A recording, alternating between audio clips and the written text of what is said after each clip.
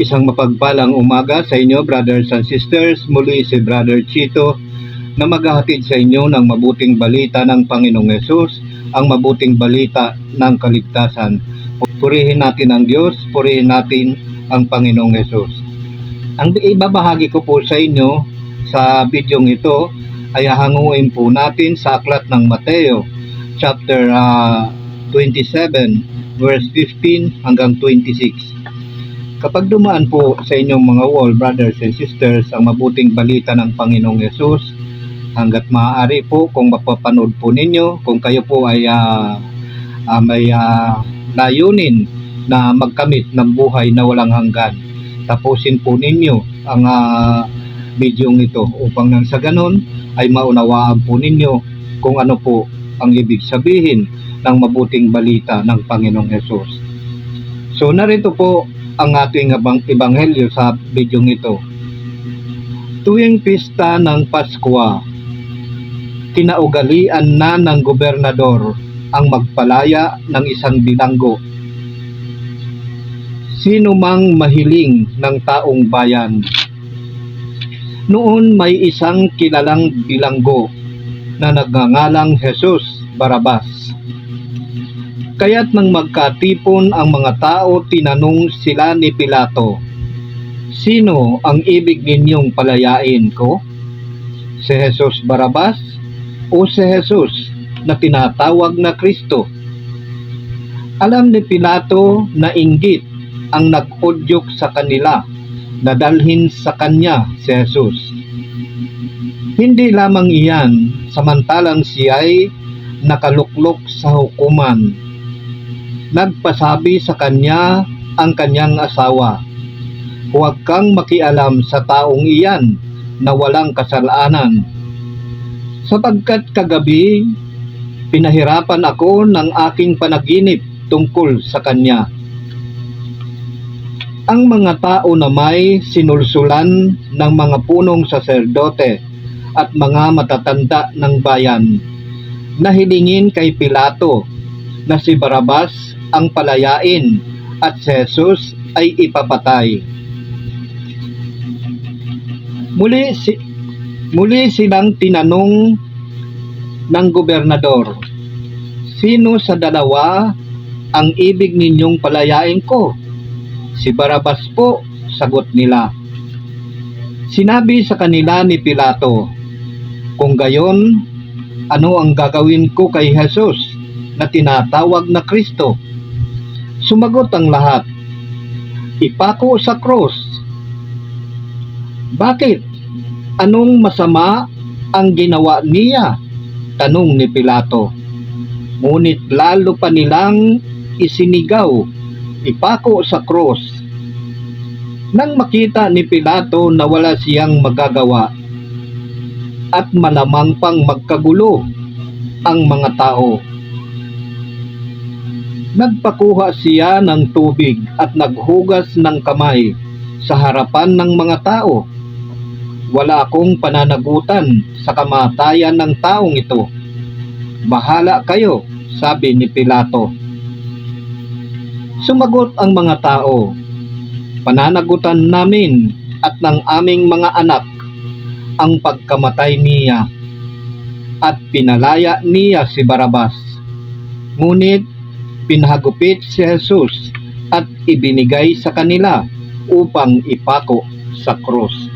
Yan po, brothers and sisters, ang mabuting balita ng Panginoong Yesus, ang mabuting balita ng kaligtasan. Purihin natin ang Diyos, purihin natin ang Panginoong Yesus. So, ano po ba ang mensahe ng mabuting balitang ito ng Panginoon? Ayan, nais ko po sanang tunghayan ang lahat ng talatang ito. Nais ko po sanang ibahagi sa inyo ang ibig pong sabihin ng mga talatang ito. Ngunit sadyang napakaiksi lamang po ng oras natin, sapagkat kapag lumampas na po ng 1 hour yung aking ina-upload ay mahirap na pong tanggapin ng lalo na sa Facebook. Masasayang lang po yung video. Kaya yung atin pong pagtutunan lamang ng pansin, yung talata po, ito po yung sa 18, na ang sabi po dito ni Pilato, na inggit ang nag-udyok sa kanila na dalhin sa kanya si Jesus. Inggit po. Sapagkat kapag naghari po sa tao ang inggit, lahat po ay ahamakin ang lahat. Katulad po kay Jesus, sa kabila ng mga ginawa niyang kabutihan, nagpagaling siya ng may sakit, nagpagaling ng may mga kitungin, nagpalayas ng mga demonyo sa mga hinalihan ng mga demonyo. Ngunit anong ginawa sa kabila ng iyon, ng kabutihang loob ng Panginoon? Ano ang ginawa ng mga taong bayan? Ano ang ginawa ng mga eskriba at mga pariseyo? Para sa kaalaman po ninyo, brothers and sisters, ang mga pariseyo po at yung mga eskriba ay sila po yung kinikilalang pinagkatiwalaan ng kautusan ni Moises na mamahala. Ngunit sa kabila ng pagtitiwala sa kanila, ay hindi po nila naunawaan ang salita ng Diyos. Hindi po nila naunawaan ang Panginoong Yesus. Sa kabila ng lahat ng kabutihan, nagpakilala na ang Panginoong Yesus kung saan siya nanggaling at kung sino yung nagutos sa kanya. Ngunit sa kabila ng lahat ng iyon, ay binaliwala ng mga tao. Ganyan din po sa panahon po natin ngayon. Marami din po ang talagang hindi nakakaunawa sa salita ng Diyos, hindi po nakakaunawa ng paghahari ng Diyos. Pinagaling na yung karamdaman natin, ngunit ano ang sinasabi pa rin natin? Dahil sa gamot na iyon, sa kaiinom ko ng gamot na iyon, gumaling ako. Ganyan po ang tao. Ang Diyos, nakakalimutan na po natin na siya ang nagpapagaling ng lahat ng karamdaman. Siya ang nagpapadayas ng lahat ng mga inaalihan ng mga demonyo. Siya po ang nagpapagaling ng karamdaman natin sa puso, lahat po. Siya po ang nagpapagaling. Ngunit anong ginagawa po ng tao? Nakakalimutan po. Instead na papurihan natin, pasalamatan natin, ano ang ginagawa po ng taong bayan? Wiwikaan pa ng kung ano-anong bagay. Tinawag po na Beelzebul. Prinsipe siya ng mga demonyo. Ito po yung kanilang paratang. Instead na magpuri, magpasalamat, at marami siyang pinapagaling at lahat ng lumalapit sa kanya ay kanyang pinapagaling po. Sa kabila ng yun, ano pa rin po ang sinasabi ng mga tao? Nagpapagaling siya dahil sa demonyo. Wala na po tayong alam talaga sa paghahari ng Diyos. Wala rin po tayo alam sa kalooban ng Diyos. Sapagkat kung alam po natin ang kalooban ng Diyos, dapat po alam din po natin kung ano po ang kanyang mga salita, ano po yung mensahe na ipinaparating sa atin ng Panginoong Yesus kapag tayo po ay nakikinig ng mabuting balita. Kaya nga lang sa kasamaang palad po, brothers and sisters, marami po ang nagpapahayag, lalo na po sa panahon natin ngayon, ang nagpapahayag ng mga hindi tugma po doon sa utos ng Panginoon, sa aral ng Panginoong Yesus. Kaya ang iba po, kung ano po yung nakagisnan nila, kung ano po yung ating kinaugalian na mga kasabihan, yun pa rin po ang nananahan sa puso natin, kapatid.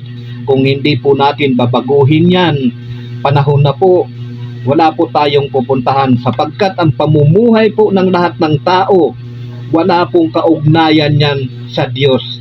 Maaring nagsasalita tayo, kala natin mabuti, ngunit hindi po kalugod-lugod sa Diyos.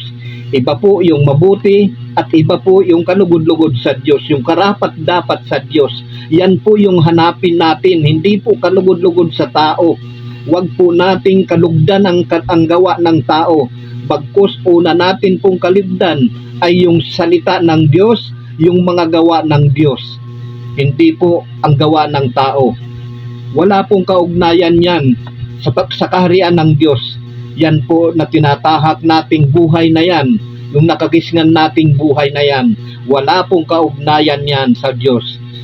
Magsaliksik po kayo sa banal na kasulatan, sapagkat nariyan po. Hindi po, wag po kayong basta-basta maniniwala sa mga sabi-sabi ng tao. Kahit sa akin po, Suriin po ninyo, may Biblia naman po. Kung ang mga sinasabi ko po ay wala sa Biblia, huwag po ninyong paniwalaan, sapagkat sarili ko po yan na pananaw.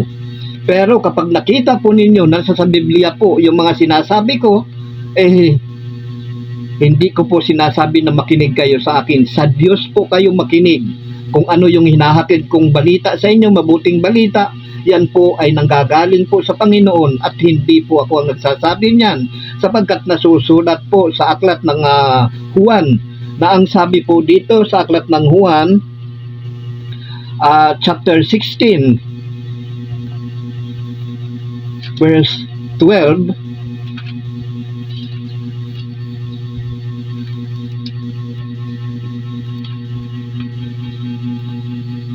pakinggan po natin. Ang sabi po ng Panginoong Hesus sa aklat ng Juan, chapter 16, verse 12 to the following. Marami pa akong sasabihin sa inyo, ngunit hindi pa ninyo kayang unawain ngayon.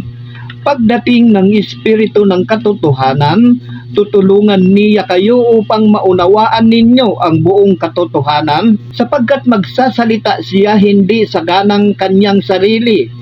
Sasabihin niya sa inyo ang kanyang narinig at ipahayag ang mga bagay na darating. Pararangalan niya ako, sapagkat sa akin magmumula ang ipahayag niya sa inyo. Ang lahat ng sa Ama ay akin, kaya ko sinabing sa akin magmumula ang ipahayag niya sa inyo. Yan po, brothers and sisters. Kaya hindi po ako ang nagsasalita niyan, bagkus ginagamit po ako bilang instrumento upang maihatid po sa inyo ang mabuting balita ng Panginoong Hesus. Yan po ang dapat ninyong paniwalaan.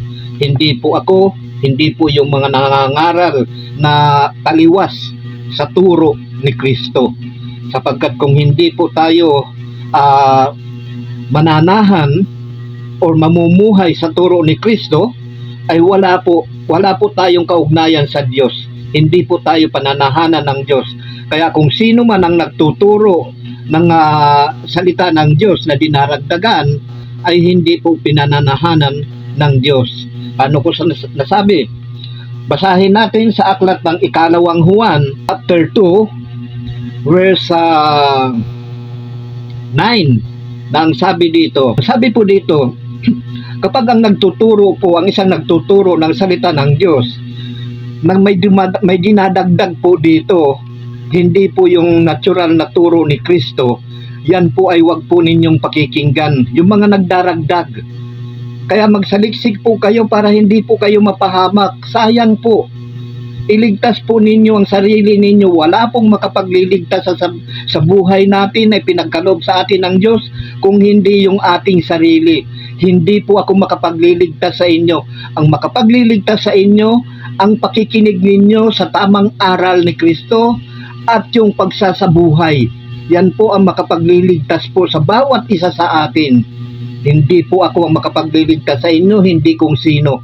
Kung hindi yung sarili po natin. Kaya iligtas po natin ang ating sarili sa pamagitan ng pagsasaliksik, pag-aaral ng tunay na turo ni Kristo. Sapagkat ang nagtuturo ng salita ng Diyos na dinaragdagan o kaya binabawasan, yan po ay wala pong halaga yan. Wala pong kaugnayan yan sa Diyos at hindi po yan pinananahanan ng Diyos. Sapagkat haka-haka lang po niya yan, yung mga sinasabi niya, yung mga sabi-sabi. Pakinggan natin dito sa ikalawang Juan, chapter 1, verse 9, ang sabi dito, ang hindi nananatili sa turo ni Kristo kundi nagdaragdag dito ay hindi pinananahanan ng Diyos. Ayan o, ang hindi raw nananatili sa turo ni Kristo kung hindi nagdaragdag dito ay hindi pinananahanan ng Diyos. Meaning to say, wala siyang kaugnayan sa Diyos at yung mga pinagsasabi niya, walang kaugnayan sa Diyos. Sarili lang niya yan. Ginagamit lang niya ang salita ng Diyos, ginagamit lang niya ang Diyos upang siya ay pakinggan ng tao. But sa totoo, wala pong kaugnayan yan sa Diyos. Yung mga nagdaragdag, mga nagbabawas, wala pong kaugnayan sa Diyos. Kaya wala pong ibang makapagliligtas sa sarili natin kung hindi tayo sa pagsasaliksik po sa salita, sa tunay na turo ni Kristo. Pakinggan natin, tuloy natin ang sabi dito. Ang hindi nananatili sa turo ni Kristo kundi nagdaragdag dito ay hindi pinananahanan ng Diyos. Sino mang nananatili sa turo ni Kristo ay pinananahanan ng Ama at ng Anak. Ayan, manatili tayo sa turo ni Kristo. Paano tayo makapananatili? Saliksikin po natin ang salita ng Diyos. Huwag po tayong maniniwala sa mga sabi-sabi.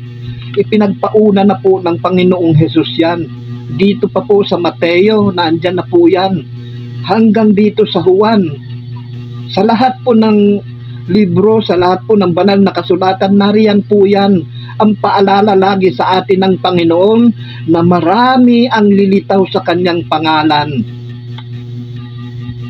Kaya pakinggan po natin, saliksikin po natin. Huwag po tayo maniwala sa sabi-sabi. Walang makapagliligtas sa atin kung hindi sarili natin. Sa pakikipag-isa natin sa Panginoon, diyan po ang makapagliligtas sa atin, hindi po mga tao. Yan po ang lagi nating tatandaan. Paalala po sa inyo, panahon na po, sapagkat malapit na pong bumalik ang Panginoon at nangyayari na po ngayon.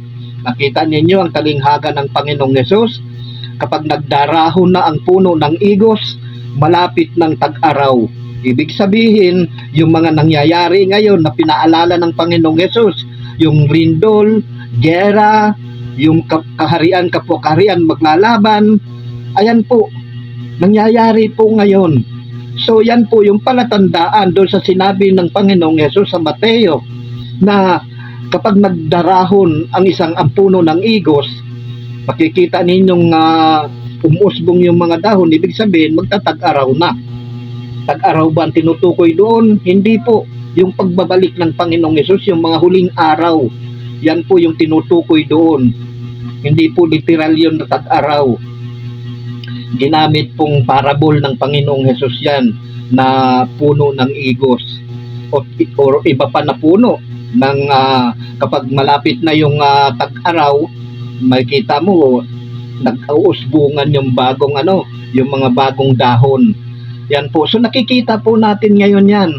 Bansa kapwa bansa naglalaban. Ayan, kaharian kapwa kaharian, hindi ba naglalaban? Sila-sila. Diba? So yan po yung mga sign ng huling araw. Actually, nung pagdating pa nga lang ng Panginoong Hesus, sinabi niya na mga huling araw na yon sapagkat bumalik siya ay inutos na siya ng Ama Kaya po inutos ng Ama upang maligtas po tayo. Mapawalang sala tayo sa kanyang pagkamatay sa cross nung ikatlong araw na siya'y nabuhay. Dapat po nabuhay tayo nung pagkamatay ng Panginoong Hesus. Dapat po namatay din po tayo. Kaya dapat pinapatay na po natin yung lumang buhay natin at pinapalitan po natin ng bagong buhay na nakaugnay kay Kristo. Kaya iwanan na po natin yung lumang buhay, yung mga sabi-sabi na pinaniniwalaan natin. Alisin na po natin yan. Magbagong buhay na po tayo. Mamuhay tayo ayon sa Espiritu. Tuturuan po tayo niyan. Ganyan pong nangyayari sa akin. Ang Espiritu ang nagtuturo sa akin. Sapagkat yan po yung nasusulat dito sa aklat ng Juan. Huwag po natin sayangin yung buhay natin. Akala lang natin mabuti yung mga ginagawa natin. Wala pong kaugnayan yan sa Diyos. Hanggat hindi po tayo nagbabalik loob sa Diyos, pagsisihan po natin at talikdan ang ating mga kasalanan, ang pamumuhay po natin, wala pong kaugnayan yan sa Diyos. Muli, wala pong kaugnayan sa Diyos yan. Yan po lagi nating tatandaan.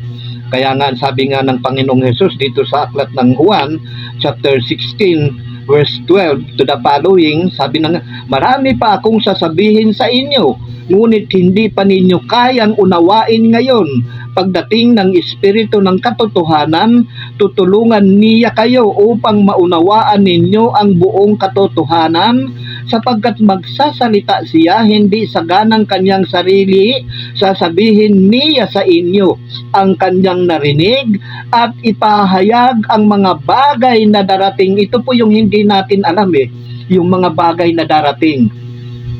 Which is ito po, kasi nung panahon pa, sinabi na ng Diyos Ama na mga bagong bagay ang isasaysay ko bago pa mangyari. Yan po matatagpuan sa aklat ng Isaiah chapter 42 verse 9, I'm not mistaken. So nandun po yan. Kaya mga bagong bagay, kaya yan ngayon po, yung mga isinasaysay ko po sa inyo sa pamagitan ko, ipinapaabot po sa inyo ng Panginoon yung mga bagong bagay na dapat nating gawin. Sino ba nagturo sa atin na mamuhay tayo ng espiritual sa panahon natin? Abay, walang nagtuturo po niyan. Which is yan po ang nais ng Diyos, na tayo'y mamuhay according to the Spirit.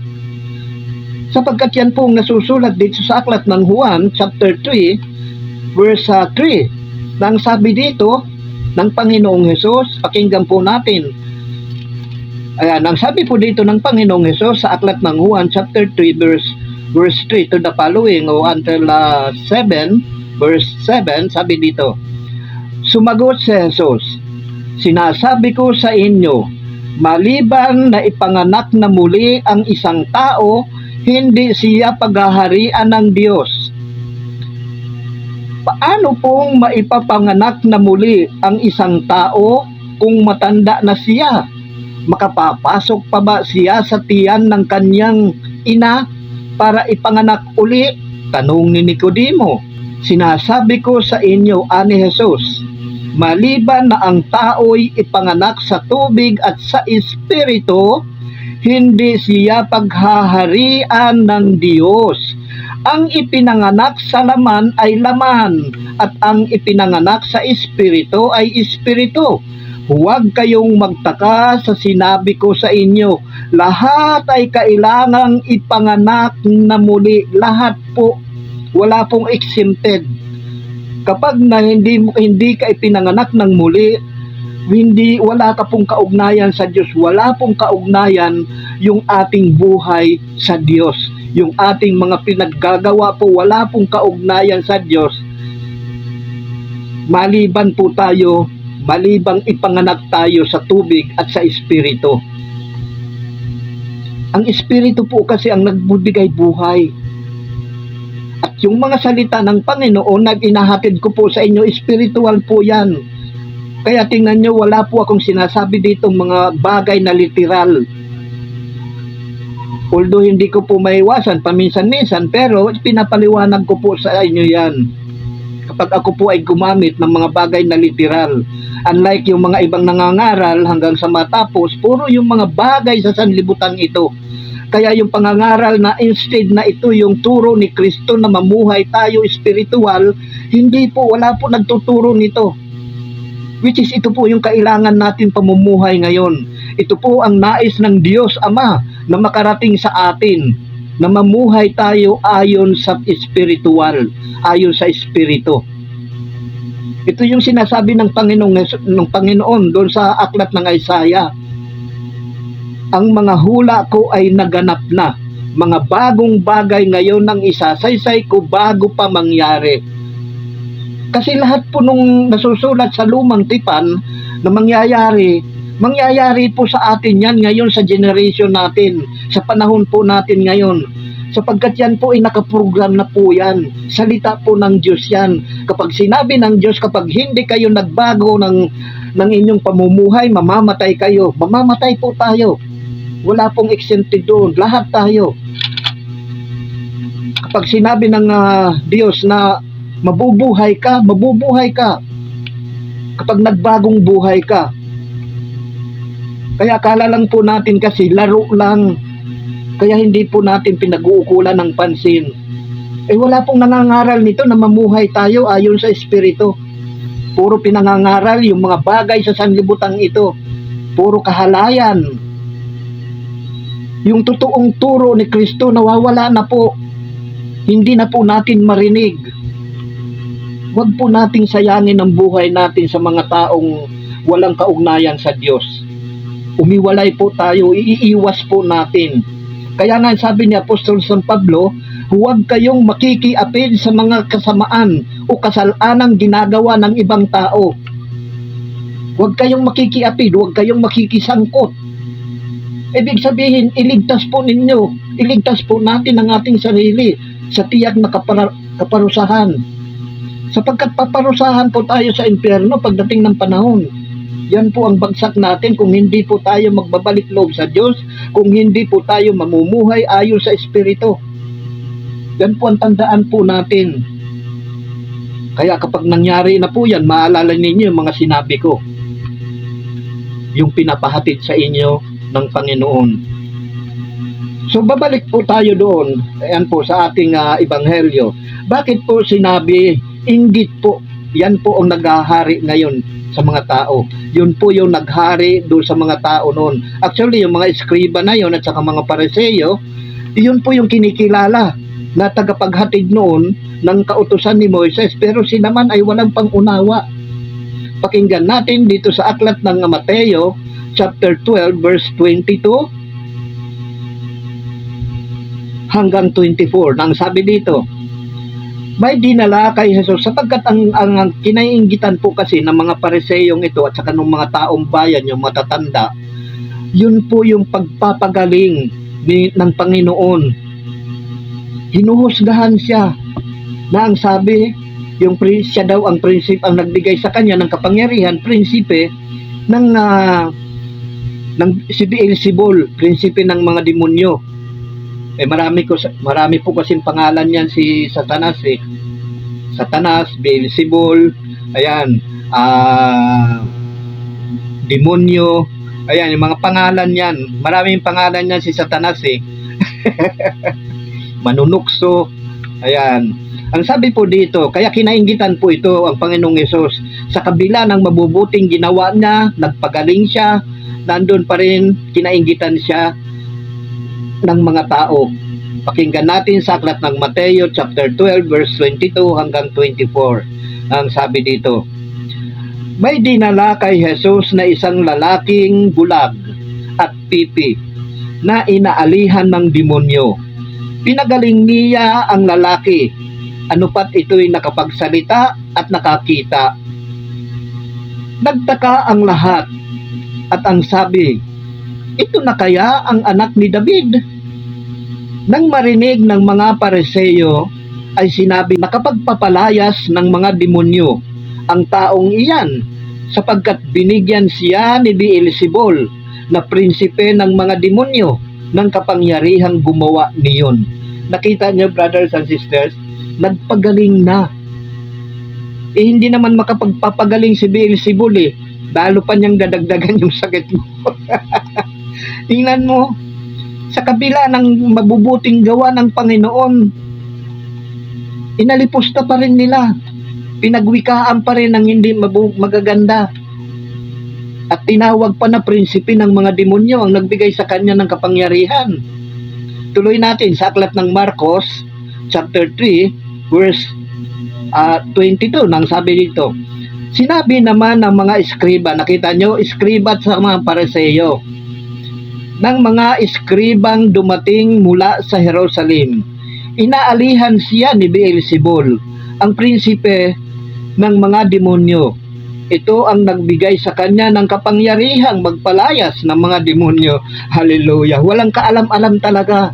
Pero sila yung pinagkatiwalaan ng kautusan ni Moises. Pero yung kalooban ng Diyos, yung kapangyarihan ng Diyos, yung paghahari ng Diyos, hindi nila alam. Kaya ganyan ang sinasabi nila. Ganyan din po sa panahon natin, walang nakakaunawa. Pinagaling na tayo ng Panginoon, pero ano pa rin ang sinasabi natin? Iba pa rin ang sinasabi natin. May karamdaman tayo, iba ang tinatawag natin. Wala na ba tayong Diyos na dapat tawagin natin upang pagalingin tayo? Hindi pagka tayo ay nagkakaroon ng karamdaman, kung sino-sino ang tinatawag natin. Punta ka doon kay nakakalimutan natin ang Diyos na higit na nagpapagaling ng mga karamdaman, higit na nagpapalayas ng mga demonyo. Nakalimutan na po natin yan. Kung sino-sino na po ang nilalapitan natin. Kaya nakita ninyo yung isang hari nung lumang tipan, sa lumang tipan, nag-utos yung hari Pumunta ka nga ika doon kasi meron po doon isang manghuhula doon sa mga ano noon, mga manghuhula noon. Nagpapunta doon yung hari. Ngayon nalaman ng Diyos, sinugo niya ang kanyang anghel. Salubungin mo ika itong assistant nitong haring ito na papunta doon sa isang manghuhula. Sabihin mo na hindi nagagaling yung karamdaman nung hari.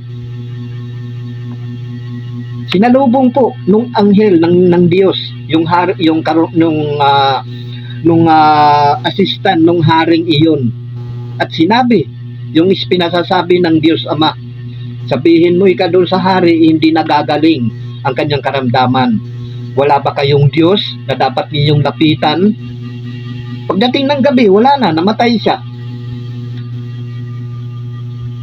Sinabi ng Diyos yun. Kasi instead na lalapit po tayo sa Diyos, instead na mananalangin po tayo sa Diyos, instead na magtiwala tayo sa Diyos na tayo'y kanyang pagagalingin, hindi eh. Punta ka doon kay kay albularyo. Punta ka doon kay ganito. Diba? Ganyan po tayo. Kasi nakagisngan na po natin yan. Tingnan nyo yung hari. Sinabi ng Diyos. Pinasabi doon sa anghel, sa anghel ng Panginoon. Sabihin mo doon sa assistant ng haring iyon. Sabihin sa hari na hindi na siya gagaling. Wala na. Hindi na siya gumaling. Yung haring iyon. Nagpapasangguni sana yun. Doon sa manghuhula na yun. Kaya ang sabi ng Diyos, bakit? Wala na ba kayong Diyos? Ngayon, mga kapatid, wala na ba tayong Diyos? Meron po. Tayo lang po ang nawawala. Tayo lang po ang naliligaw. Instead na sa Diyos tayo lumapit na sa taas. Kung sino-sino ang nilalapitan natin, kaya yan, hinahayaan tayo ng Diyos sa ating kahangalan. Ayan. Tingnan natin dito sa aklat ni San Marcos chapter 3:22. Sinabi naman ng mga eskribang dumating mula sa Jerusalem, inaalihan siya ni Beelzebul, ang prinsipe ng mga demonyo. Ito ang nagbigay sa kanya ng kapangyarihang magpalayas ng mga demonyo. Hallelujah. Sa aklat ng Lucas chapter 11 verse 14, minsan pinalayas ni Jesus ang isang demonyong sanhi ng pagkapipi ng isang lalaki, at ito'y nakapagsalita na mula noon nang gilalas ang mga tao. Ngunit may ilan sa kanila ang nagsabi, si Beelzebul na prinsipe ng mga demonyo ang nagbigay sa kanya ng kapangyarihang magpalayas ng mga demonyo.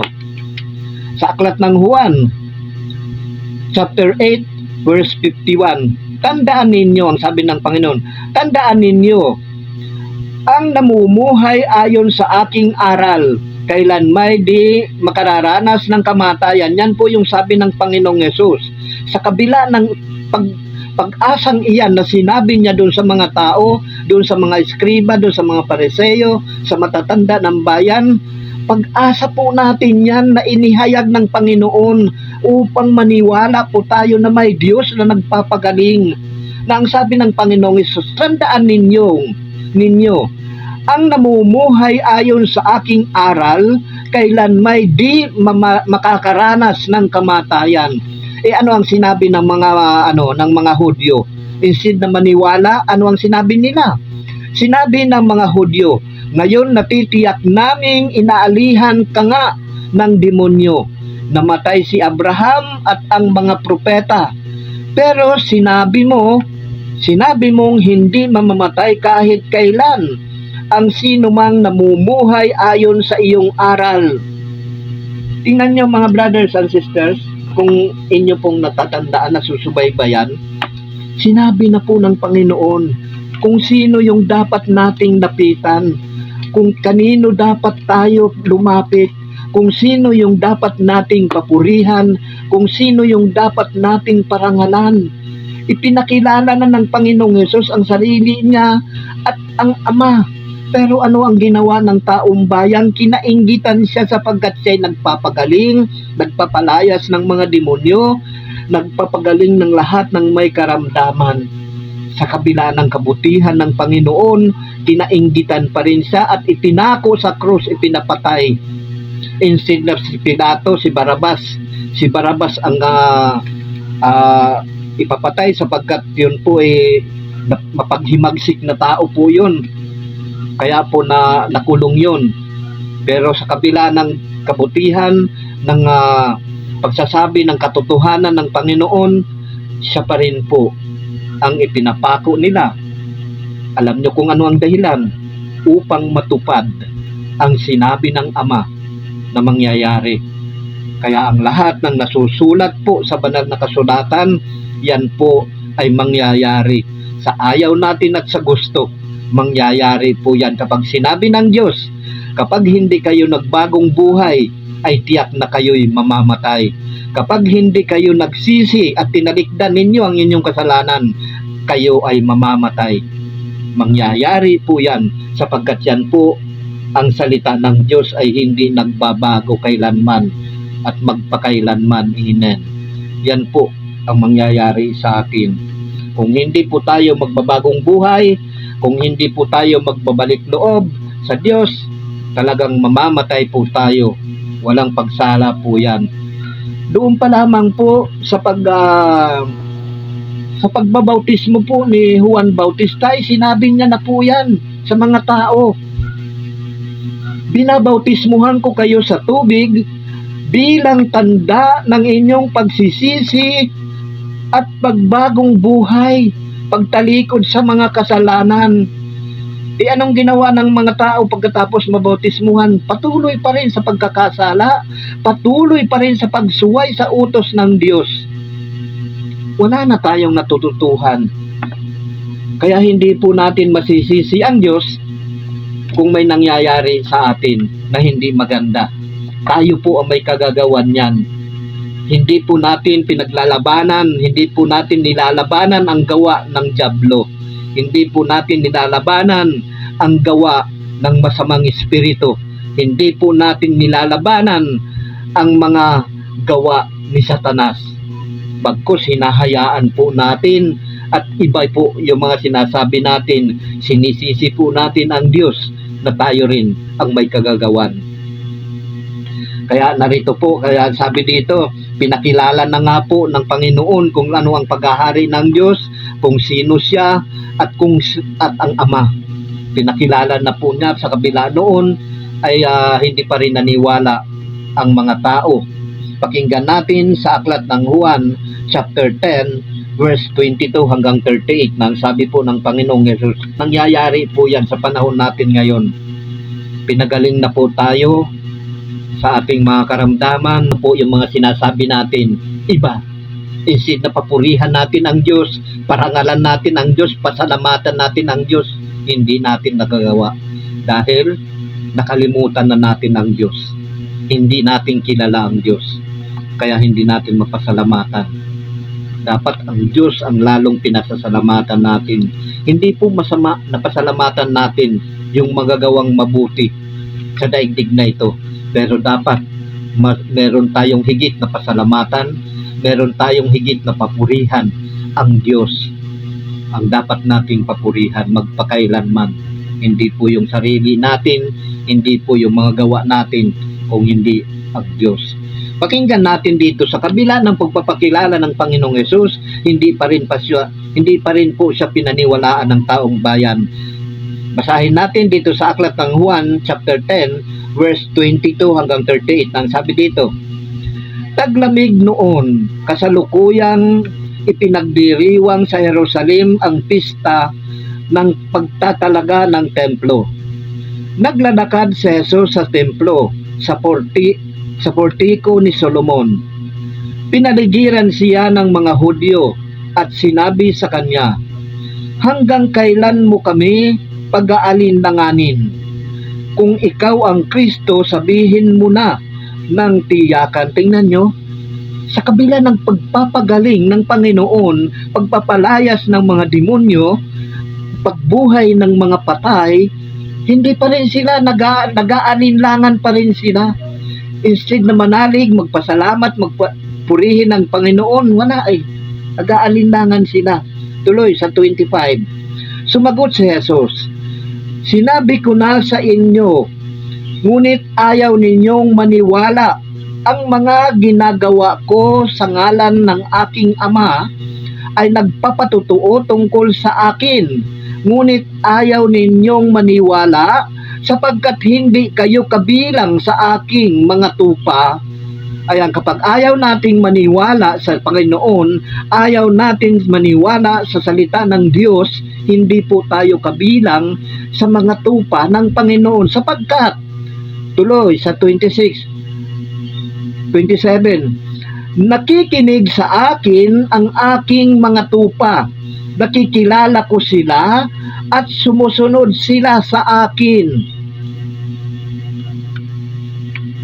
Kung mga tupa po tayo ng Panginoon, dapat nakikilala natin ang tunay na turo ng Panginoon, ang tunay na salita ng Panginoon. Hindi po salita ng tao, hindi po turo ng tao ang dapat na pinapakinggan natin. Ang tunay na turo ng Panginoon ang dapat nating pinapakinggan kung tayo po ay mga tupa ng Panginoon.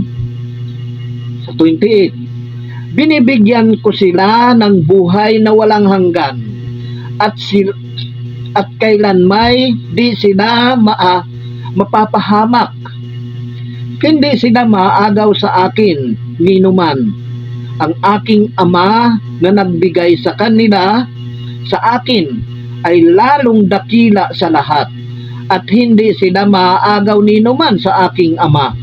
Ako at ang Ama ay iisa. Nagpakilala ng Panginoong Hesus na ako at ang Ama ay iisa. Sa kabila ng lahat ng iyon, nagalit pa rin sa kanyang mga tao. Tuloy sa 31. Ang mga Hudyo'y muling kumuha ng bato upang batuhin siya. Kaya't sinabi sa kanila ni Jesus, "Maraming mabubuting gawa mula sa Ama ang ipinakita ko sa inyo.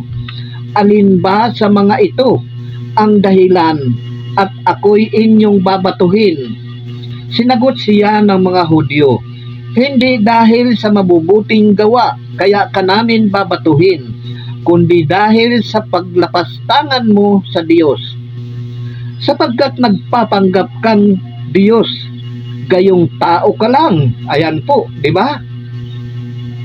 Tao ka lang, yan ang sabi. Hindi nila alam na Diyos na yung kaharap nila. Ganyan po tayo ngayon eh. Ayaw natin paniwalaan ang katotohanan na nagsasalita na nasa harap na po natin ang sinugo ng Diyos, ngunit ayaw nating maniwala. Pinaniniwalaan pa po natin yung mga sabi-sabi, yung mga kwentong barbero, sabi-sabi ng tao, yung mga kwento ng mga sinauna. Yan pa po ang pinaniniwalaan natin. Ang Panginoon na nagsasalita sa harapan natin ay ayaw natin paniwalaan. Ganyan po ang nangyayari sa atin ngayon at nangyari din po noon sa panahon ng Panginoong Hesus. Even sa mga panahon ng mga apostol, sa mga propeta, ganyan po nangyayari po yan. Sapagkat hindi nila nakikilala ang Diyos. Kaya yung tunay na salita ng Diyos ay hindi maunawaan. Tuloy. Tumugon si Jesus, "Hindi ba nasusulat kautusan? Sinabi ko, mga Diyos kayo. Mga Diyos ang tawag ng kautusan sa mga pinagkatiwalaan ng salita ng Diyos, at hindi maaaring tanggihan ang sinasabi ng kasulatan. Ako'y hinirang at sinugo ng Ama. Paano ninyo masasabi ngayon na nilalapastangan ko ang Diyos sa sinabi kong ako ang anak ng Diyos? Kung hindi ko ginagawa ang mga ipinagagawa ng aking Ama, huwag ninyo akong paniwalaan. Ngunit kung ginagawa ko iyon, paniwalaan ninyo ang aking mga gawa.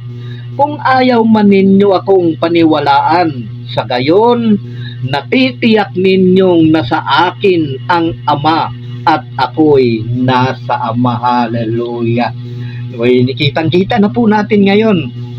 Kung sino man pong ayaw maniwala sa atin na tayo nagpapahayag ng salita ng Diyos, natitiyak po natin na sa atin ang Diyos.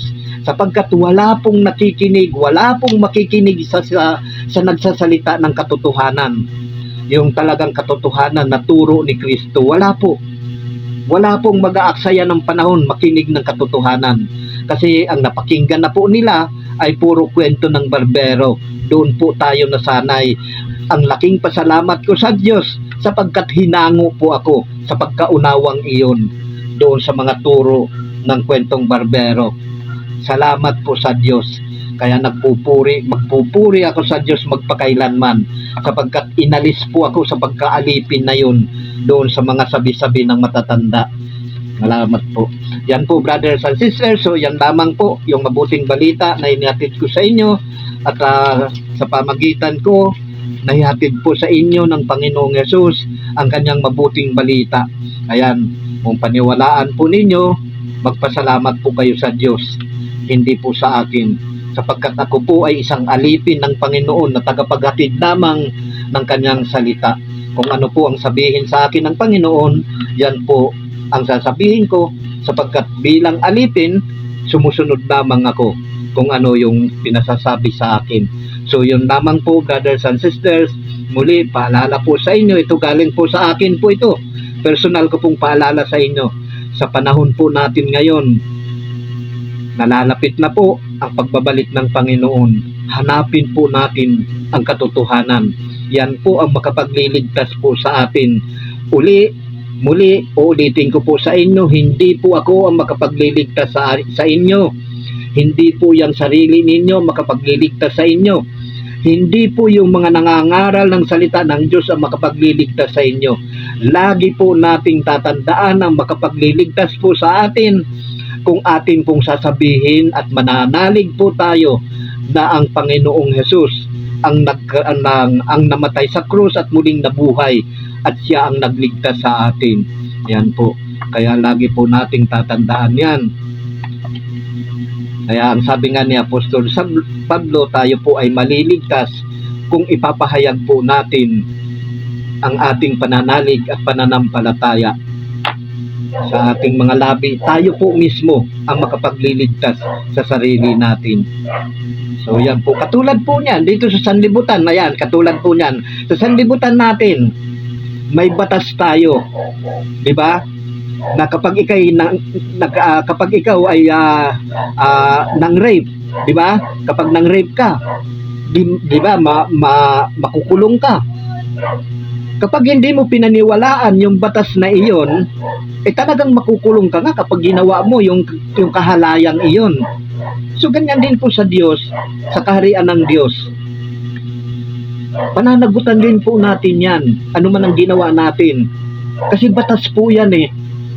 Although magkaiba po ang batas ng Diyos at ang batas dito po sa sanlibutan nito, batas ng tao po. Kaya nga lang, kung ano po ang ipahintulot po dito sa lupa, ay ipahintulot sa langit.